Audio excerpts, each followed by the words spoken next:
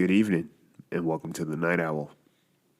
Tonight is night 4 of our October marathon, so if you're just joining in, well, it's good to have you. And get comfortable. You got some good things to look forward to.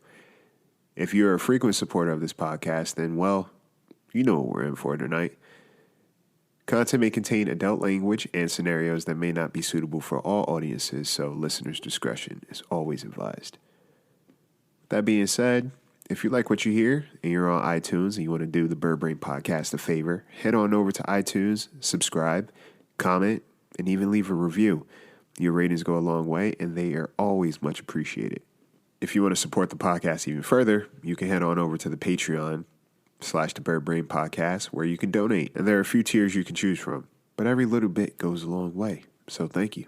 Beauty in itself is in the eye of the beholder, and we all have our routines to stay that way. Lock your doors, check your windows, and get comfortable, because you won't be sleeping tonight. I give you Timeless.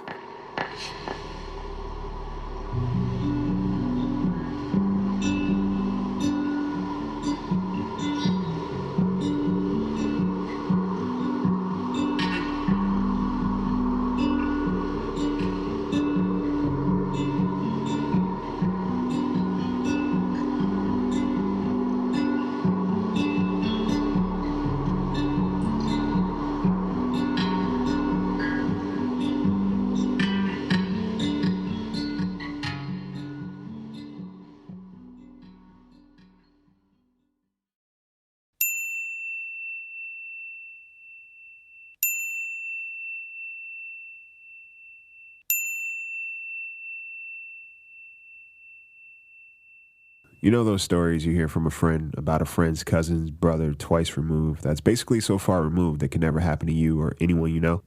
I always felt like the more the story got passed around, the more interesting things got. People get creative when there's gossip. My buddy Josh, he had a thing for older women, and everything for him was a challenge. He enjoyed the thrill of it, and they enjoyed him too, I guess, from what he told me. He could be a bit of a womanizer, and I tell him all the time, and it'd come back to haunt him one day. Mrs. Green, she was a bit of an anomaly, to me at least. Always was. Looking at her, you wouldn't think she was her actual age, and she had this presence to her too. She was polite, but not someone you'd want to fuck with. She had her own skincare business, so it made sense she looked as good as she did. Her late husband, he was part of the CIA. Apparently there was one job that he never returned home from. But there was no body retrieved, no nothing. But there was still a funeral service for him and, all that. It didn't stop Mrs. Green, though. She seemed to carry herself well after it all. She was still vibrant, and it almost seemed like she came more alive after he passed. My buddy and I, we lived in the neighborhood, so she'd always say hi and invite us over for dinner. She alluded to us being strapping young college fellas many a times as we run through the neighborhood. To me, it was harmless. To my buddy, whoa, ego boost, big time. My mom, she'd always caution me, just be polite, but not go to dinner or never go in her house. I don't know why, but them being the same age, I guess I kind of understood. She's got baggage, my mom said. I heard my mom talking on the phone to my aunt a few times about Mrs. Green, saying how she'd have a new boy with her in the supermarket every week. She's probably sucking the life out of them, my aunt said. So my mom, my aunt, and Mrs. Green, they all exist in the same social group to one extent or another, and some of my mom's friends go to Mrs. Green's boutique for the skincare. I don't know. To me, all of that shit just seems like a placebo, more than anything. No one really seemed to look different from what I saw, but who am I? She had a pretty big clientele, so obviously something was working. By this point, I hadn't seen my buddy in about a week or so. He missed our runs and wouldn't answer my calls, but whenever he started dating, he'd do that. It annoyed me, but whatever. I still go on my runs and just, do my thing. One night, I was eating dinner with my mom when I heard a knock at the door. Dude!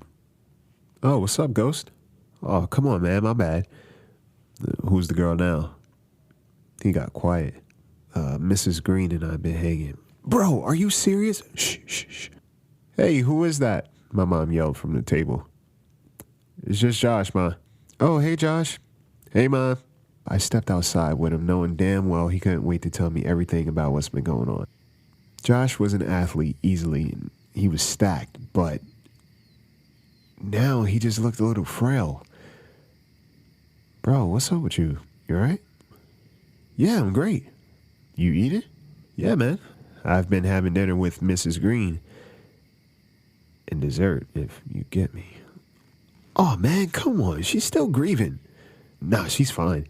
But yeah, we've been hanging out. Her house is huge, too. You gotta come with me sometime, man. Nah, Mom will lose her shit. Are you sure she's feeding you, though, man? Look like you're thinning out. Yeah, she has some personal chef that stays in the house. The food is insane, and her house is like a labyrinth, though. I'm surprised she lives there alone, so maybe I can move in. That's when his phone started to ring. Oh, shit. I gotta go, man. Let's kick it Friday, yeah? All right, cool. Friday came and went. No Josh. And honestly, all I can do is let it be. That was him. I wasn't seeing Miss Green on my runs anymore either. My mom, she said she saw them at the market together. Josh is getting thin, she said. I was pissed, honestly, but, what could I do? There was one night I was watching TV on the couch and I passed out. I woke up not too long later from 10 missed calls from Josh and a voicemail. Bro, I need you to come help me. Mrs. Green, I don't know, man. Some shit is weird. Just to make sure, I had my mom listen to the voicemail, and she called the cops. Hours passed, and there was a knock on the door. The cops told us that they went by the house, and everything seemed fine. Josh had actually answered the door when they arrived. But he said he needed help, I said to the police officers. Look, your buddy seemed fine. He was probably just joking with you. I called Josh's phone while they were standing there, and nothing. I texted, nothing. Days passed. No sign of Josh, and family-wise, we were his family. Well, we hadn't heard from him. I just assumed he was avoiding me now. Women. My mom, she told me she saw Mrs. Green at the store. But not Josh this time. Some new dude. It's funny to me, my mom said. Every time I see that woman, it's like she's getting younger. And always has a new boy with her.